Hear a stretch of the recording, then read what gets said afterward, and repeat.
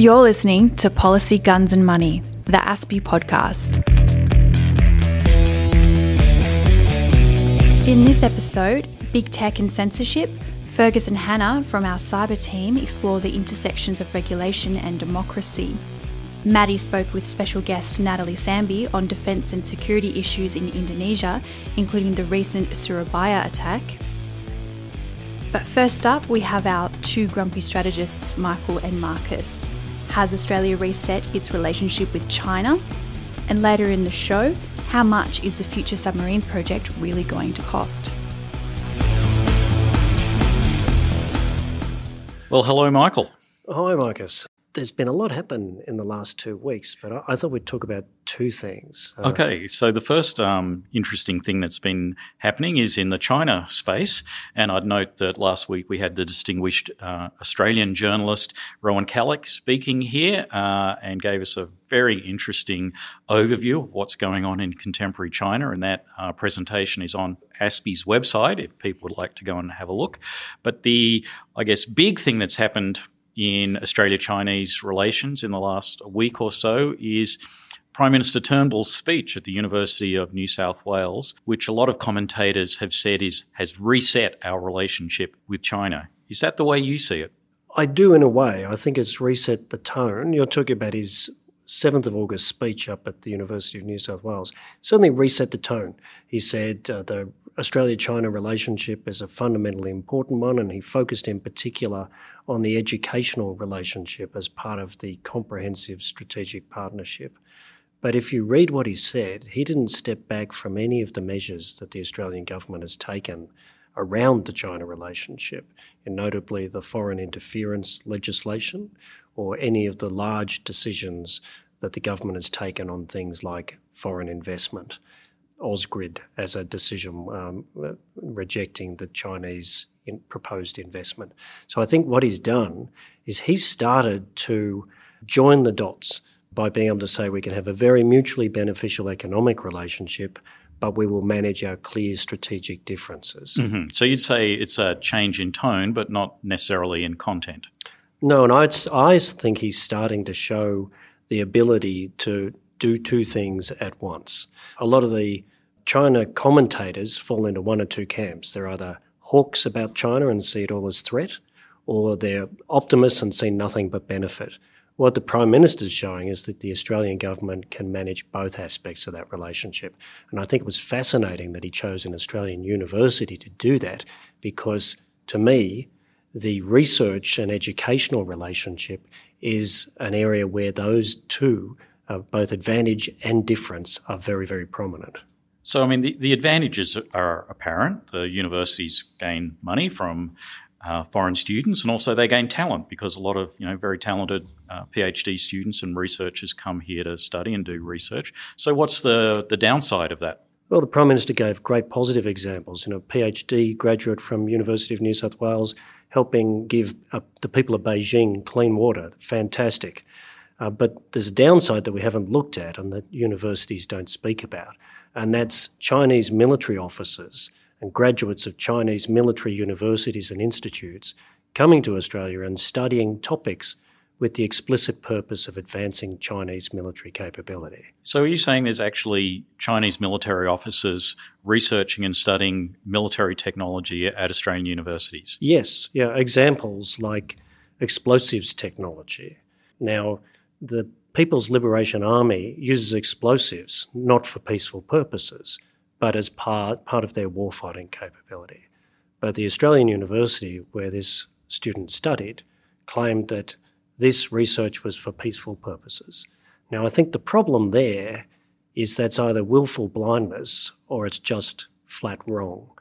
It's not in Australia's national interest for our research institutions, including our prominent universities, to advance Chinese military capability.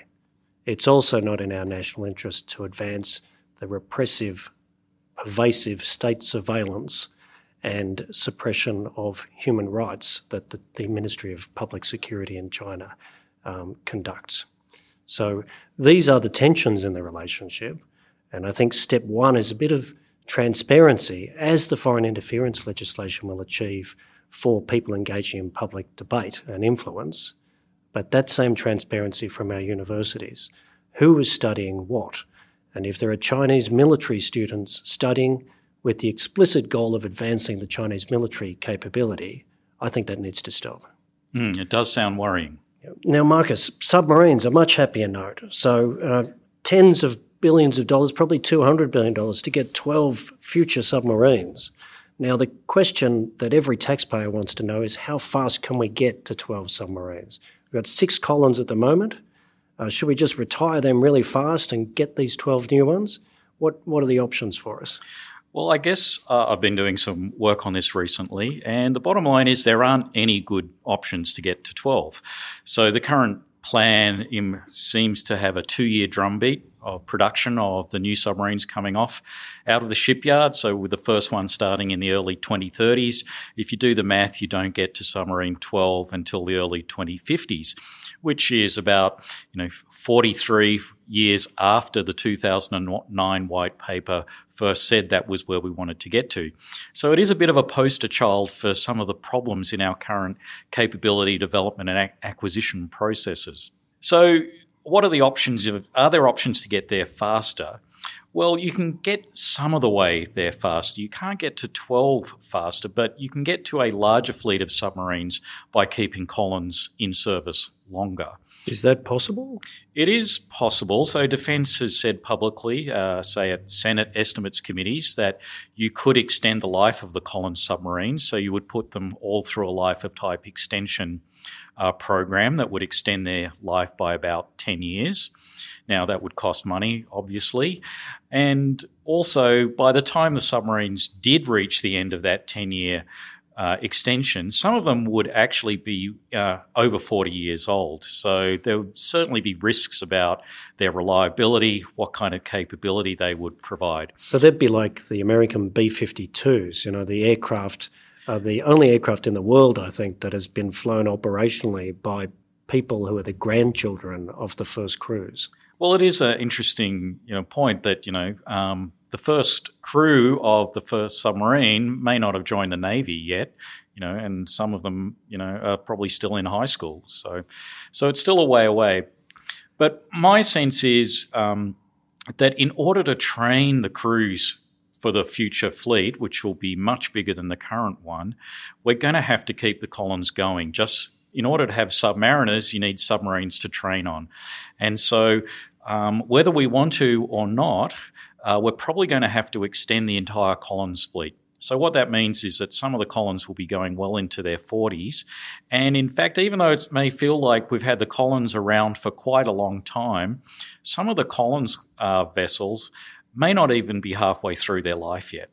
So because they haven't been used that much, because there have been those operational problems. Well, there is the problem that they haven't had a lot of operational background because we had reliability problems. We've now fixed that, so we're meeting world benchmarks in terms of operational availability. So that is a good news story. But we're going to have to keep them going a long time, which presents risks. One of the key risks is who's going to sustain them. So we're going to have to keep ASC, which currently sustains the submarines, as a healthy, viable entity for potentially another 25 years. How much work can be pushed down into the Osborne Yard? Because we're building the OPVs, the frigates, the new submarines, and now you're telling me we've got to maintain the Collins out into the 2040s, down out of that same facility with the same exploding workforce. Yeah, so that is one of the key risks. So we've got a lot of shipbuilding projects competing for workforce. We've got to keep Collins going using a similar workforce. And there's going to be an extended overlap operationally between the Collins-class submarine and the future submarines. So again, we're going to have to develop the workforce and the capability to maintain both of those quite different submarines. So it's going to be very challenging, I think. That whole transition process is something that Defence is going to have to think through very carefully. One last question, Marcus. In that $200 billion cost that I've seen you publish on the submarines, does that have any of the costs of extending the life, spending all that money to extend the life of colons and operating colons, the colon submarines, for that extended period of time? Or is that a new bill on top of that? That would bill? be a completely separate cost. So that would be in addition. Well, it'd be great to get some numbers around that at a near point, Marcus. And now you'll hear from two less grumpy strategists, Fergus Ryan and Hannah Smith from our cyber team, on big tech companies, regulation and censorship. So, Fergus, recently there's been a growing appetite for reining in big tech. There's been the Cambridge Analytica scandal, the Russian hacking of the 2016 US election, as well as the general unease about the growing power in big tech firms. In the last couple of weeks, we've seen big tech companies change their tune on free speech, especially with the removal of conspiracy theorist site InfoWars. Apple removed InfoWars podcast from iTunes, Facebook took down their page, YouTube followed, as well as Spotify, Stitcher and Vimeo, the exception being Twitter and SoundCloud. This has been welcomed by many, but there's also been many who are worried about the slippery slope of censorship. Yeah, that's right. I mean, on the one hand, it's a good sign that these big tech platforms are starting to take the issue seriously, because there really are real-world consequences for this kind of stuff. We've seen in Myanmar and Sri Lanka, for example, these sort of style of conspiracy theories that have been published via Facebook have led to anti-Muslim pogroms. And people have actually died, and homes and livelihoods have been destroyed. So the debate about this is really more than theoretical or ideological. And these sort of conspiracy theories are having a real-world impact. But on the other hand, I think we should be extremely careful about rushing to embrace an internet that is moderated by a few private companies. We've seen platforms have already capitulated to censorship demands from authoritarian regimes. We've even seen breastfeeding mothers, women discussing online harassment, activists and dissidents around the world being silenced on some of these platforms. So I think the ultimate answer should really involve a lot of transparency about these content moderation decisions. I think that's really essential. And whatever rules that are going to be used in future, they need to be consistent and clear.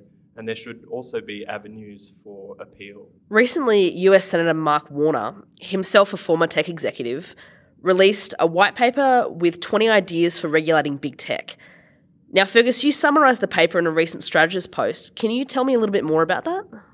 Yeah, so this was a really fascinating white paper that Senator Mark Warner's office released. And in the paper, they said that they would hope it would really stir the pot for further discussion. And I would really recommend that listeners seek it out and read it, because it goes into a lot of detail. There are 20 big ideas in there, and they span three major areas.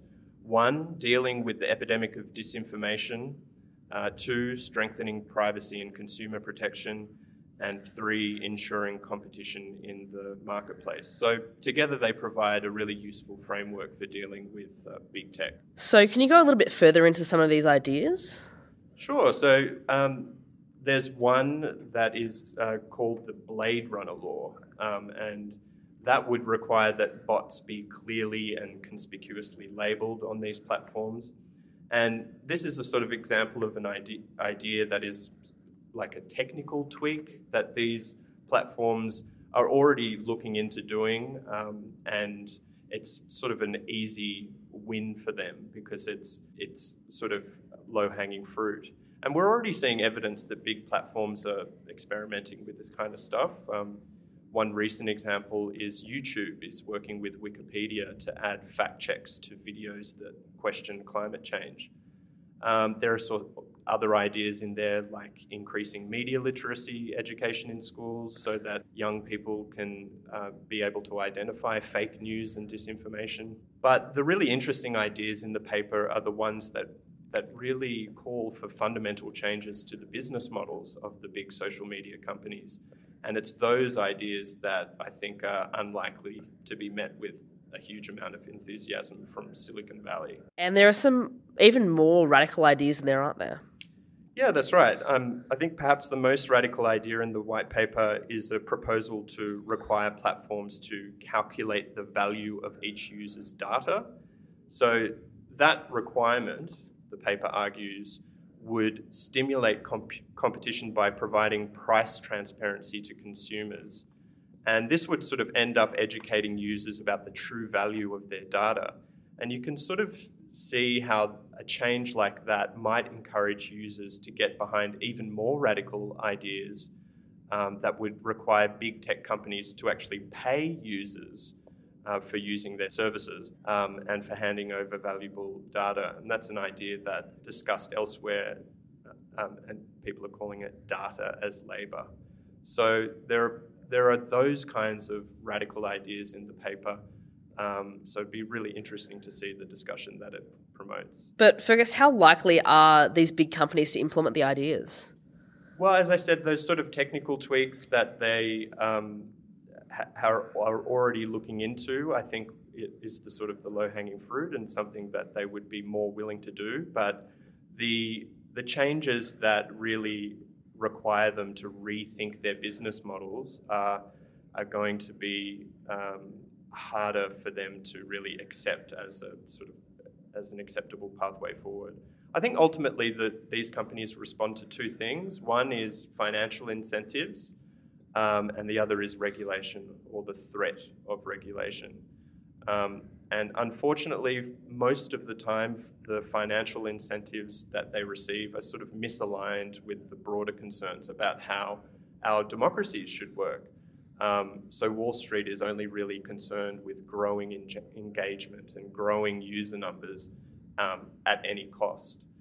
So I think that ultimately there needs to be, the government needs to step in and start looking at some of these ideas that are included in Mark Warner's paper and trying to apply them to the industry.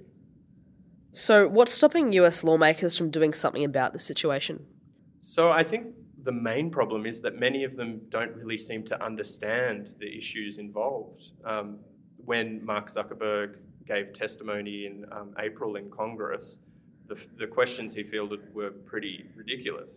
I remember some of them included, why am I suddenly seeing chocolate ads all over Facebook? Is Facebook spying on the emails I send via WhatsApp? Do I have as many friends as I think I do?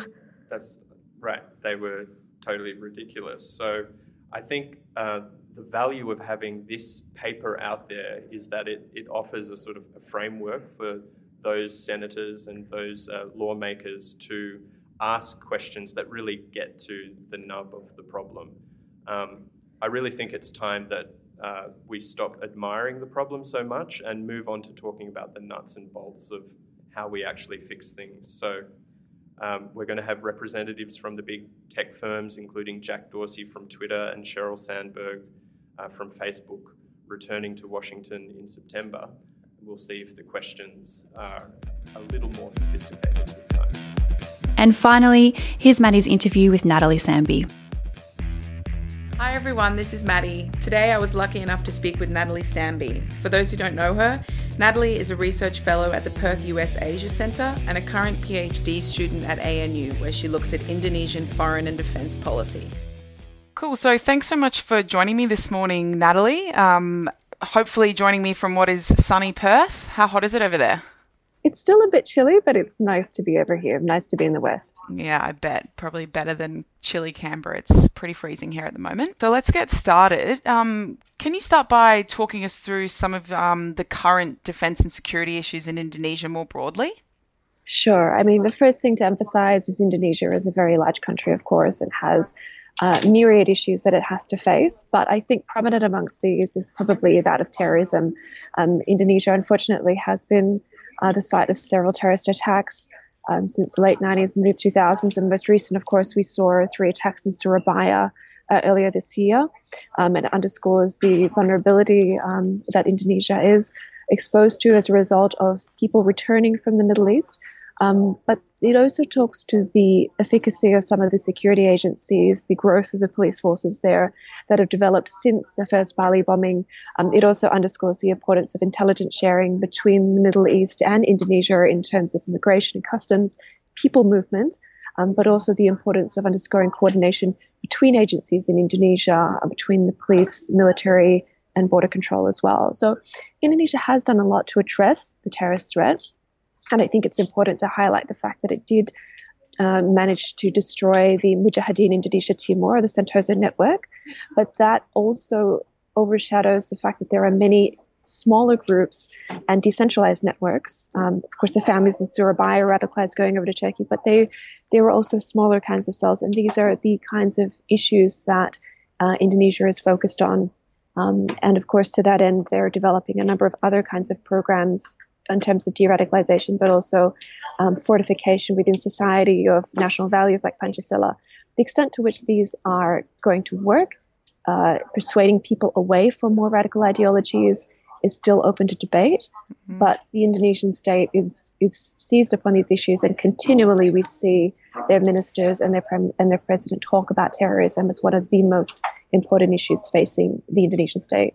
You mentioned kind of like the threat of returning fighters there briefly. There's been quite a bit in the news on this recently, just governments essentially kind of refusing to sort of take citizens of their country back because they're worried about their ability to be able to prosecute them in country kind of thing. So what we're seeing is a lot of them being left behind in places like Syria and stuff where they can't really sort of, you know, it's becoming a growing security threat there. So what is kind of Indonesia doing with regards to their sort of returning foreign fighters? Indonesia has people in place in the Middle East that tries to identify Indonesians, because there are obviously people who go over to the Middle East theater who have different expectations of what it would be like to join Daesh or ISIS and fight for them. And they find that people of Malay-speaking origin are not considered particularly high in the hierarchy of fighters there. So they have this kind of gap of expectation, and then they want to come home. So there are channels there of Indonesian officials who are trying to facilitate this. Obviously, they will face charges when they get back, depending on the kind of activity that they've engaged in. But the Indonesian authorities are definitely working together with authorities in Turkey and other countries in order to be able to find out who's over there and what are they doing, and potentially, you know, for those who don't want to come back, those who would, having been radicalized, want to come back and conduct terror acts. Obviously, Indonesian officials are very much focused on that as well. And also the Surabaya, I might be saying that wrong, sorry, but the Surabaya attacks you also referred to, they were quite, you know, there was a lot of sort of stuff again in the media about that here in Australia, and everyone was quite shocked about, you know, the fact that not only was sort of, you know, a family was involved with young children, which was, you know, I think it was like the first time that something like that had happened in Indonesia or in the sort of Asia Pacific region. What was the perception of, you know, the aftermath of that attack in Indonesia? What were people kind of feeling? I mean, the Indonesian media and the interviews with people who knew them, neighbors, expressed a lot of shock and sadness, obviously, about this, not only because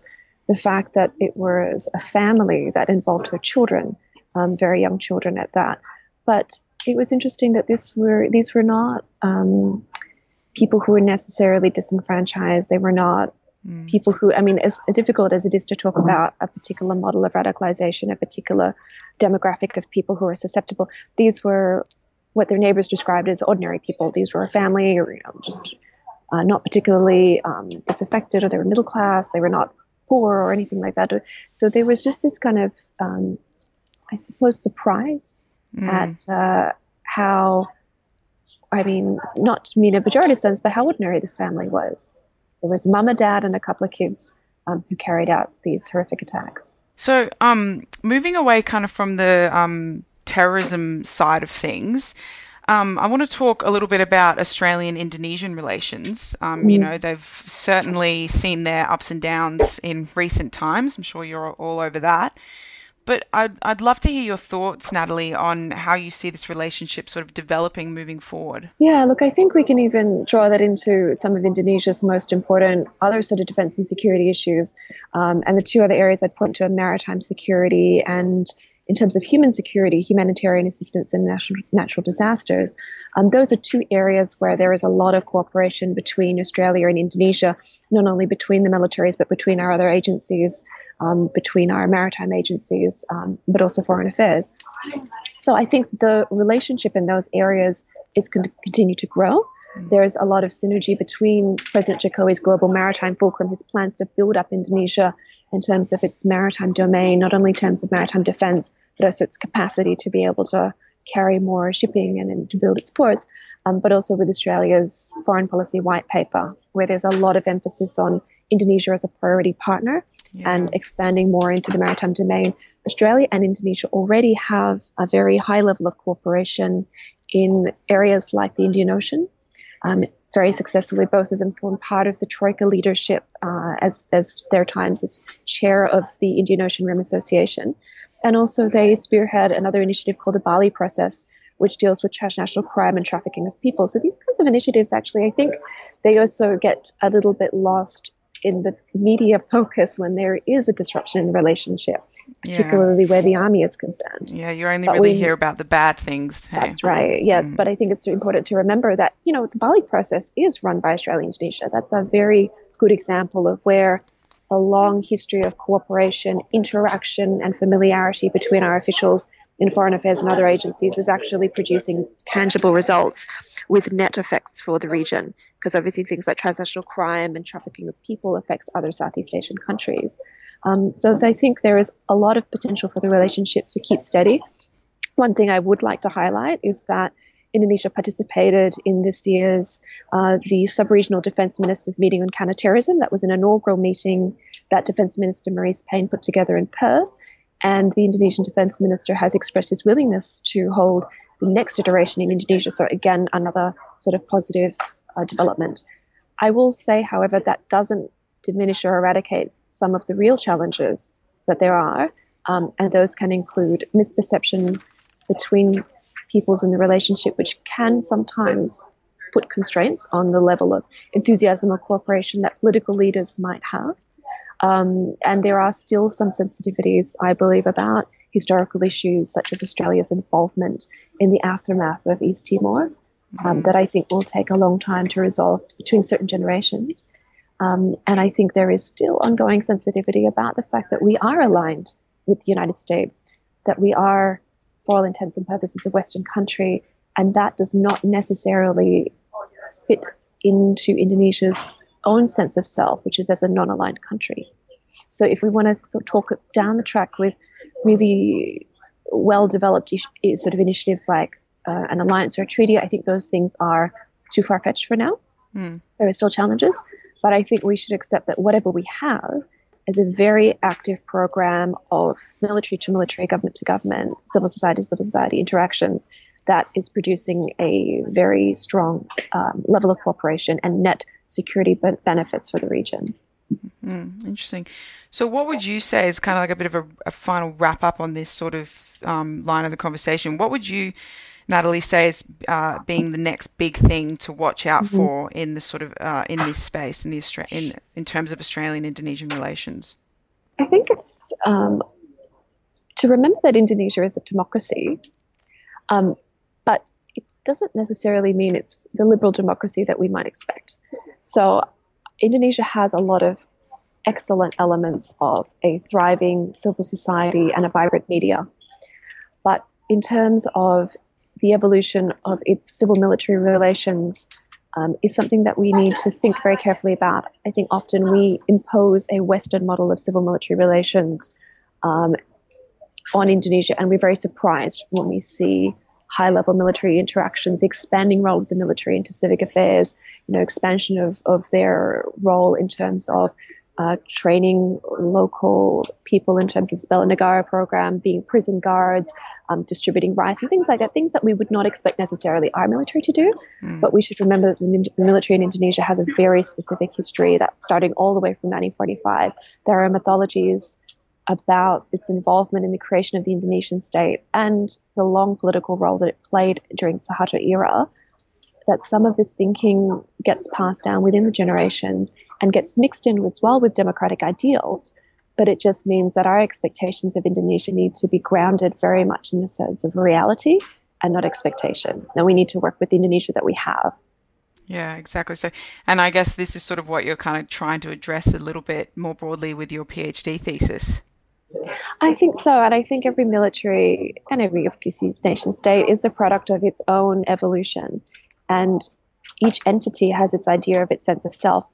For instance, every organization has its own narrative. It has its own story. It has things that it wants to tell itself about who they are, values that they're proud of. and I'm trying to understand the Indonesian military's experiences in East Timor in terms of filling in our understanding of what that experience and how that experience shaped the Indonesian military, how the Indonesian military came to terms with the fact that the province is now an independent state, for better or for worse. Yeah, it's not by way of excusing some of the horrific things that happened there, but it's about understanding, I guess, perhaps another chapter in the biography of the Indonesian military. Interesting.